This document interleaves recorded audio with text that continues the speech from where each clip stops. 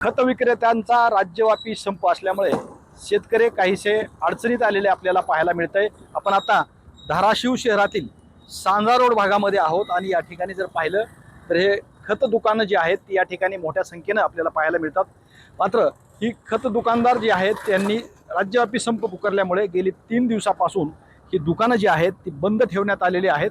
धाराशिव जिल्ह्यामध्ये तसं पाहिलं तर द्राक्ष बागायतदार असतील, भाजीपाला विक्रेते असतील किंवा अन्य फळबागा जी घेणारे शेतकरी आहेत, उत्पन्न घेणारे, त्या शेतकऱ्याच्या अडचणी जी आहेत ती दिवसापासून आपल्याला पाहायला मिळतात। सर्व दुकानं बंद असल्याने शेतकऱ्यांना शेतामध्ये खत आणि बियाणं किंवा औषधं हे मिळत नाहीत। त्यामुळे शेतकरी आता सध्या जी आहेत ती अडचणीत असलेले आपल्याला पाहायला मिळते।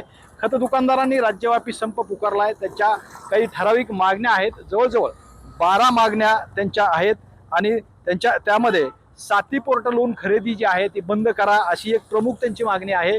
दुसरं जर पाहिलं तर त्या ठिकाणी जे खत औषध विक्री केलं जातं त्याबरोबर इतर औषधं विक्री करण्यास सक्ती केली जाते, ही सक्ती सुद्धा बंद करा अशी मागणी सुद्धा यांची आहे। अशा 12 प्रमुख मागण्या त्या दुकानदारांच्या आहेत। त्यामुळे गेली 3 दिवसापासून हे खत विक्रेते जे आहेत ती संपावर गेलेले आहेत आणि महत्त्वाचं म्हणजे त्याच्यामुळं धाराशिव जिल्ह्यामध्ये सुद्धा जी बागायतदार शेतकरी आहेत त्यांच्या अडचणी जी आहेत ती वाढलेल्या आपल्याला पाहायला मिळत आहे। श्रीराम क्षीरसागर, TV9 मराठी, धाराशिव।